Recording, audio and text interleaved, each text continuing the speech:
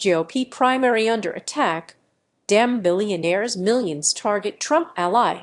A massive political battle is unfolding in Tennessee's 5th Congressional District, where a Trump-backed Republican, Representative Andy Ogles, is fighting for re-election. What's making headlines isn't just the primary race itself, but the millions of dollars being poured into it by an unlikely source: a left-wing billionaire's clean energy super PAC. This super PAC, called the Invest in Tomorrow Coalition, has already spent roughly $1.3 million trying to unseat Ogles, actively supporting his Republican challenger, Charlie Hatcher, Tennessee's former Commissioner of Agriculture. And they are not stopping there, with another $700,000 recently spent on ads. The group has raised a staggering $6.7 million this year, making the effort against Ogles a significant portion of their spending. At the heart of this funding is Chris Larsen, the California-based billionaire chairman of Ripple, a leading financial technology company specializing in crypto solutions.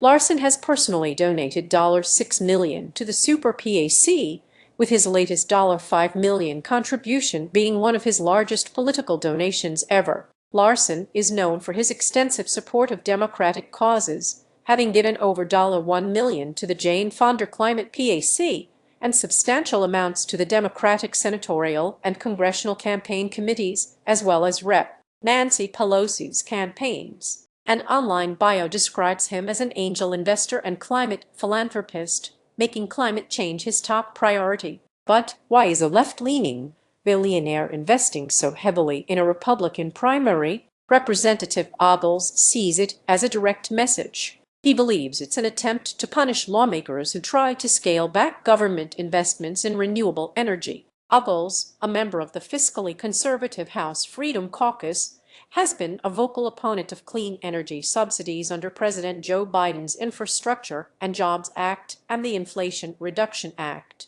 However, Ogles also thinks there's another reason he's being targeted: his strong ties to former President Trump. "It's because I'm close to the president. It is because I am outspoken. And quite frankly, it is because I speak plainly on these issues," Ogles stated. Trump himself has reaffirmed his endorsement, calling Ogles one of the best congressmen you'll ever see. From the Super PAC's perspective, this is about energy policy. Tom Matzey, the PAC's executive chairman and CEO of a solar energy company, said in a statement that their campaign aims to show that politicians who oppose clean energy do so at their own political peril. He explicitly named Andy Ogles as the next example. Ogles, however, dismisses this, standing by his all-of-the-above energy stance. He argues that trying to build a self-reliant energy sector is a national security issue.